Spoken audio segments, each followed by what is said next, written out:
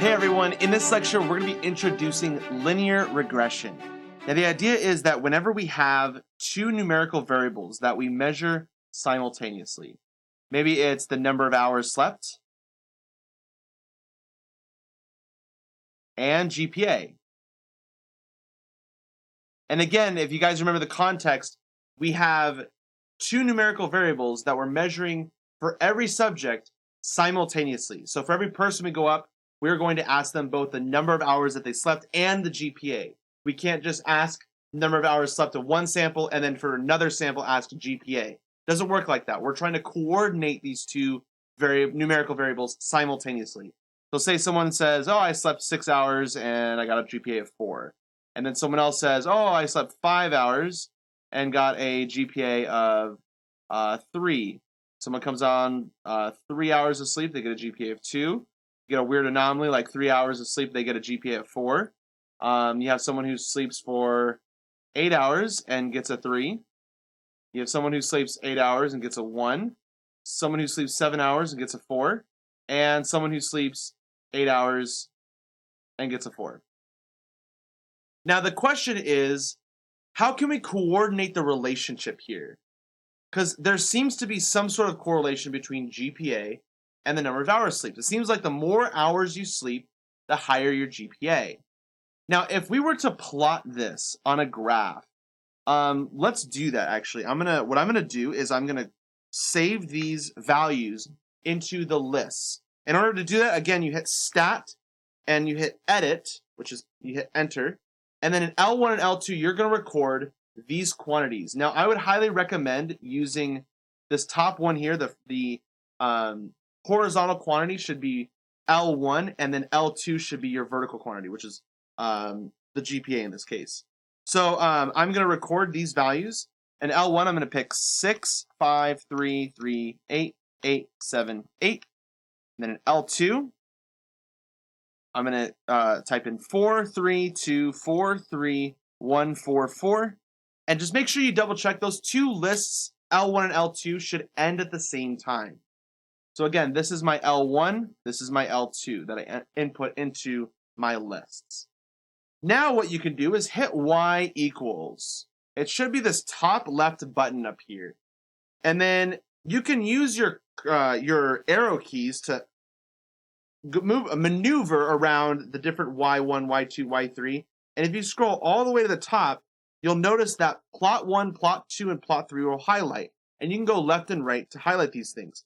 Highlight plot 1. And then we're going to hit zoom. And then we are going to hit, if you scroll all the way down, you'll see zoom fit. And I see a pretty interesting plot, but let me show you guys what my plot looks like. I see something that looks like this. This is the number of hours slept. And this is your GPA. We'll say this is a 4. This is an 8. And then 4, 2, 6, 2, 3, 1. And I'm going to plot those points that we were talking about earlier. And so let's see what they are. It looks like 6, 4. So 6, 4. There's 1 point. Another point is 5, 3. So here's 5, and then up 3. We have 3, 2, which here's 3, and then 2. We have 3, 4, up here. We have 8, 3. We have 8, 1. Yikes. We have 7, 4. Here's 7, 4. And then 8, 4. So these are all of my points here. Now, linear regression suggests that these two variables are associated to each other. And they're associated with a linear relationship, meaning that I can basically draw a line through all of these points that represents the relationship between the number of hours of sleep and GPA to the best of my ability. Now, I can't really connect the dots to make a line. That's not math. That's not a relationship either. It's not even a function. But maybe I could draw something like looks like this, or maybe even that. Let's draw a nice line. That line to me, maybe a little bit more like this. Yeah, that line to me looks like it fits the data as best as it possibly could. I mean, this line is a lot better than, for example, this red line over here. That red line definitely doesn't represent the relationship between number of hours of sleep GPA, considering these points. So we need the line to basically match the relationship that is displayed with these points as best as we possibly could. And that's what I did here. Now, the question is, what is the equation of this line here? What is that equation? Well, typically it's like y equals mx plus b. But however, with your calculator, we're actually going to say it's ax plus b. There's a reason to that.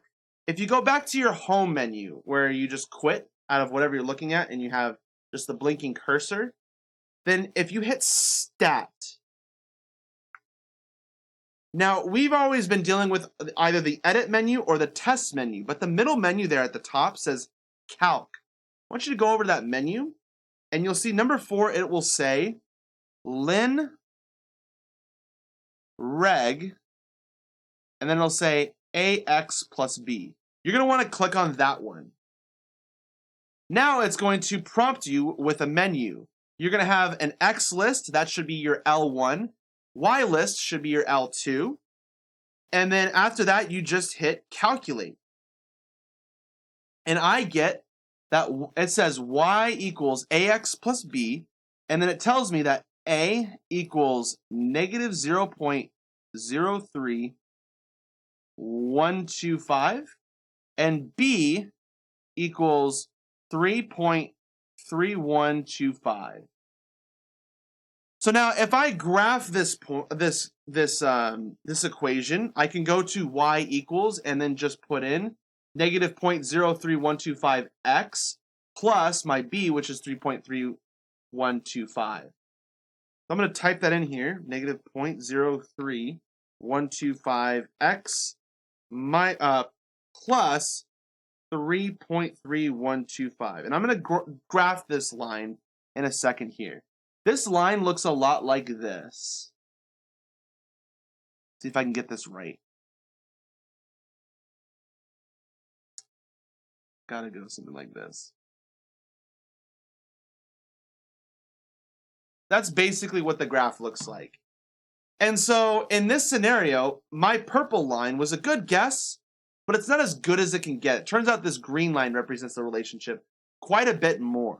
Now, the next question that we're going to be asking is this line really good? I mean, it doesn't really go through the points very well. It looks like there's pretty much a gap between all the points in this line. And that gap is pretty wide. And so how good is this line? Well, we can use the r-squared value to determine how good this is. And then the next question is, where do I get these values from, A and B? Well, we'll talk about that in future lectures. Thank you guys so much. I'll see you in the next lecture.